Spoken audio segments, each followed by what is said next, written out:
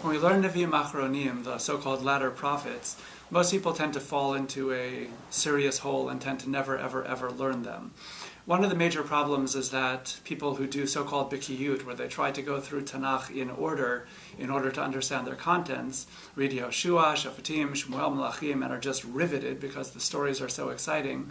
And then they get to Yeshayahu, and within a few prakim, they usually give up their project. No matter how brilliant and beautiful Yeshayahu is, most people don't feel that they have access to that sefer and tend to then close up their project, and it never, ever, ever gets anywhere. Part of the problem with so-called Neviim Acharonim is that there's almost no plot, and certainly not a coherent, consistent plot that one could latch onto. The result is that the overview of nearly all of those 15 books together is something to the effect of, dear, typically Bnei Israel, sometimes other nations, you are doing either general evil or name of sin or sins. As a result, you will either get some kind of punishment or consequence, or whether specified or general. Sometimes there's a teshuvah clause. If you repent, then you won't suffer the way that I had promised that you would.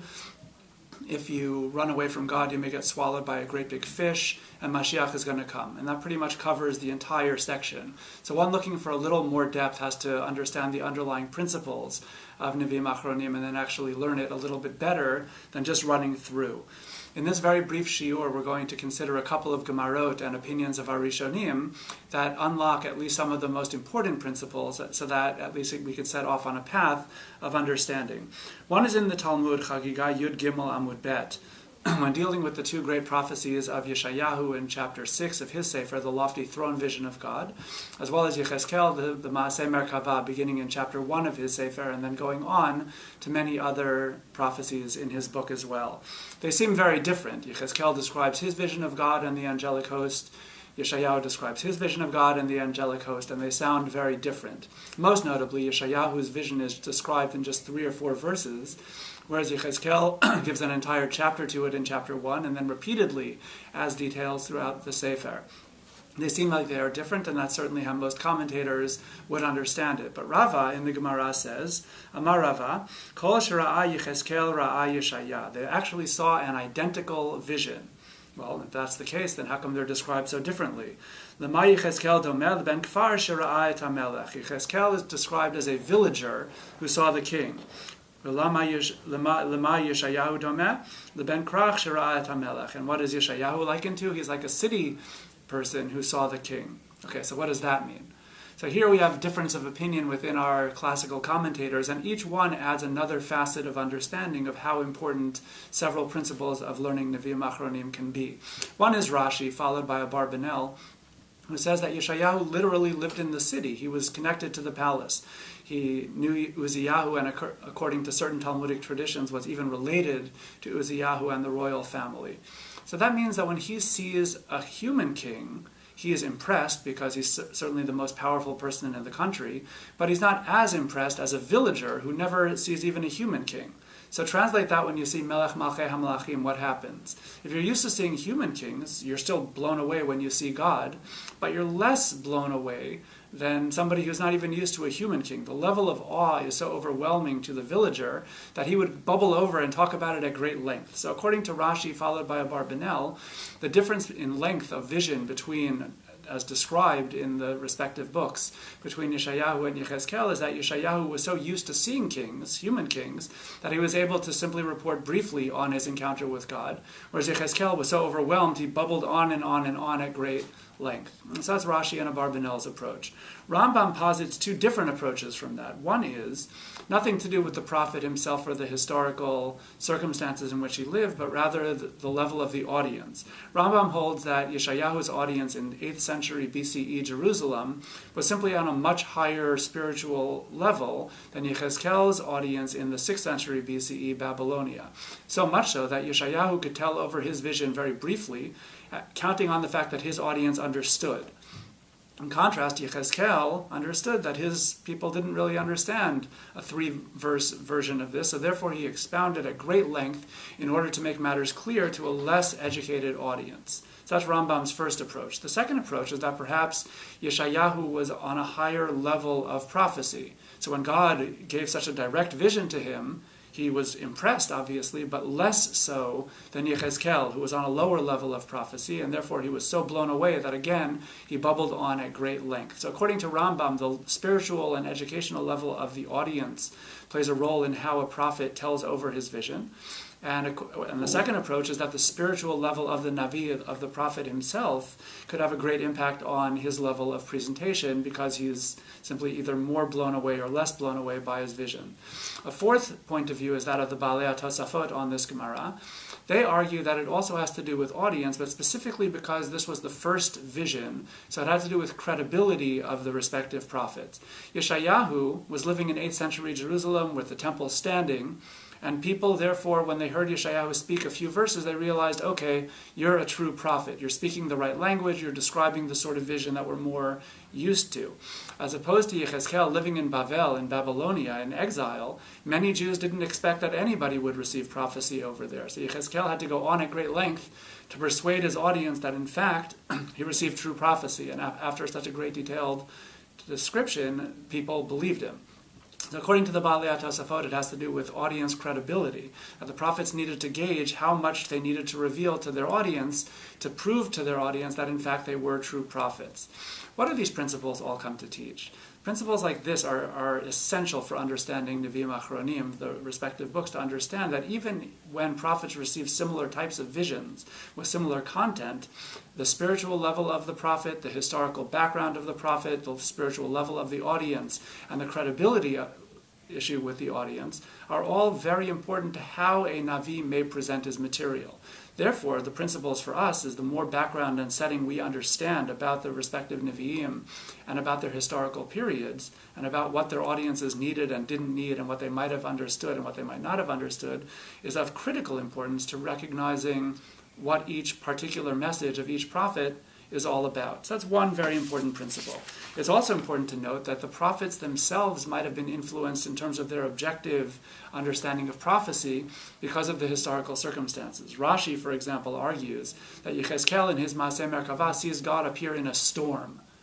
So it seems very awe-inspiring, powerful, but why a storm? So Rashi argues that it has to do with the time period. The fact is that in the 6th century BCE, Bnei Israel, the Israelites, were being exiled from their land. Yechezkel lived at the time and prophesied at the time of the destruction of the first temple. Times were tempestuous. It was a stormy and terrible time. And therefore, even God's manifestation to the prophet at that moment was cast in terms of storminess. Contrast that with Yeshayahu living in a much more peaceful time. There was turbulence there too, but at least Jerusalem survived in Yeshayahu's time.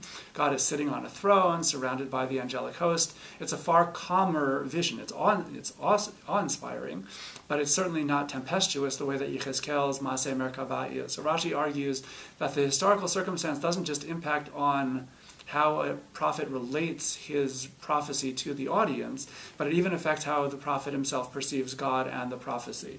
One last point on this subject is that Malbim points out that this is why Yechezkel sees the Merkavah, the celestial chariot, on wheels. The logic is that just as Bnei Israel are being exiled, they're on the move, so too God's presence, the Shekhinah, is also being exiled in the 6th century BCE, and therefore Yechezkel perceives God on the move. In contrast, Yeshayahu, living at a time when the temple is stable, sees God sitting on a throne in the temple surrounded by the seraphim, by the angelic host over there.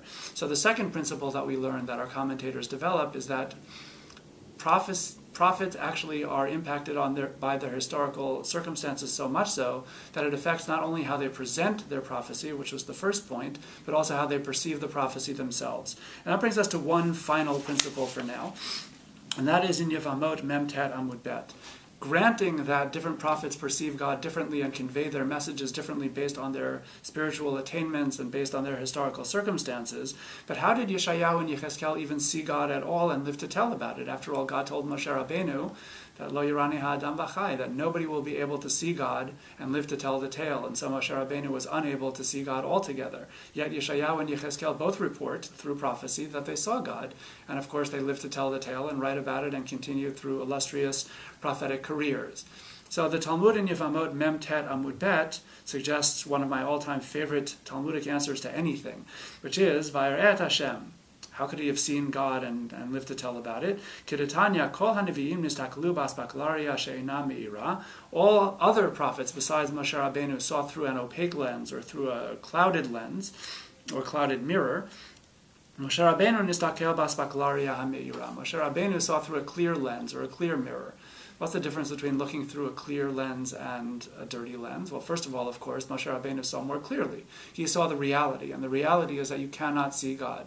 As opposed to Yashaya and Yikaskel, who see through a cloudy lens, they might think that they're seeing exactly the truth, but in fact there was something clouded about it because of their lesser prophetic levels. Rabbeinu Bachya on the Torah offers another perspective. Besides the lack of clarity, there's also the element of if you look through an opaque lens, you actually can see a blurrier vision of what's on the other side, but you also see in part a reflection of yourself. It functions as a mirror of sorts. In contrast, Moshar Abenu, looking through a clear glass or a clear lens, not only does he see clearly to the other side that you cannot perceive God, but it also means that he's not seeing a reflection of himself. He's seeing objective truth. What's relevant to all of the Neviim Acharonim is that we're seeing a combination of objective truth. We're seeing God's revelation through these prophets, and simultaneously we're seeing that vision being shaped by historical circumstances, the personality of the prophet. There's an objective-subjective balance that you do not have in the case of the Torah with Moshar Abenu. And this sets up one final distinction set out by Chazal and distinguished by Rashi, and with this we'll wrap up. The Gemara in Megillah asks, why is Tanakh Tanakh? Why do we have these 24 books, and weren't there other things that were written at that time, including many other books that are cited in Tanakh but are not part of Tanakh? So the Gemara answers in Megillah Yud Dalet Amud Aleph, Kedatanya, Harbei Neviim Amdu Lahem Li Yisrael, Kiflayim Ki Yosei Mitzrayim. There were 1.2 million prophets, which might be somewhat of an exaggeration, but it certainly makes the point that there were very many. So why didn't all of those books get included in Tanakh? Ela nivuah shehutzricha ledorot nichteva, shelo hutzricha lo nichteva. All those things which are included in Tanakh are of eternal relevance. The reason why you and I learn these books is not just to study ancient history or ancient poetry or songs or laws, but because they have eternal resonance and relevance to us. They shape our religious perspective and our outlook. Rashi on Chulin Kuf Lamed Zayin Amud Aleph, however, distinguishes between Ta and Nach, between the Torah and the latter books of the Tanakh, of the Bible. Rashi says, Torat Moshe Kruya Torah. Why is the Torah called Torah? Lefi shenatna Torah lidorot, because the Torah was given for all time. V'shel Neviim lo kari ela Kabbalah, but the works of the prophets are only called Kabbalah, or received tradition. Shekiblu meruach hakodesh kol nevuah u'nevuah lefi tzorech hasha'ah v'ador v'ama'aseh. That every single one of their prophecies was received because of the needs of their particular generation. Rashi is not disagreeing with the Gemara in Megillah Yud Dalet that we just saw. He agrees that all prophecies in Tanakh are of eternal relevance. What's the difference between Torah and all the rest of the prophets? The Torah, what was its primary audience? When God revealed the Torah to Moshar Abenu, who was the primary intended audience? The answer is all Jews for all time. Just as Moshar Abenu and his generation received the Torah, so too you and I received the Torah, and that was God's original intent in revealing the Torah. It has eternal relevance. As opposed to, what was Yirmiyahu's original audience? The answer is his people. Tzidkiyahu, the officers, Yoyakim, his officers, the public going out to the Shuk, going to the Beit HaMikdash, prophesying to real people living in the 7th and 6th century BCE. That was Yirmiyahu's original audience. So to understand Yirmiyahu, you need to understand what did he want to convey to the people who stood in front of him. Then, the book that we have, the Sefer called Sefer Yirmiyahu, was included in Tanakh because it also has eternal relevance. In order to understand the eternal relevance to us, we must understand its original historical setting and context and the original audience and their needs and the geopolitical situation.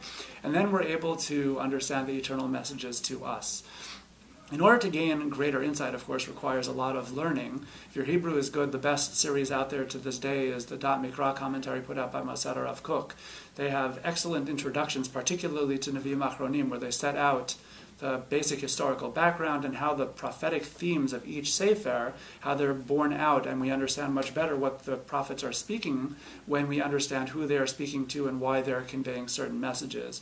In my book, Vision from a Prophet and Counsel from the Elders, published by OU Press recently in 2013, there are brief overviews of each sefer, which likewise take into account the historical background and set up some of the major prophetic themes done in English. There are many other works that are out there, but certainly the Dot Mikra, the commentary put out to date, that is by far the best and strongly recommended to those who are pursuing a siyum in tanakh or just in-depth learning in general and who want to understand better the interrelatedness between the original context of each Navi and the eternal messages that each one has to offer. Thank you.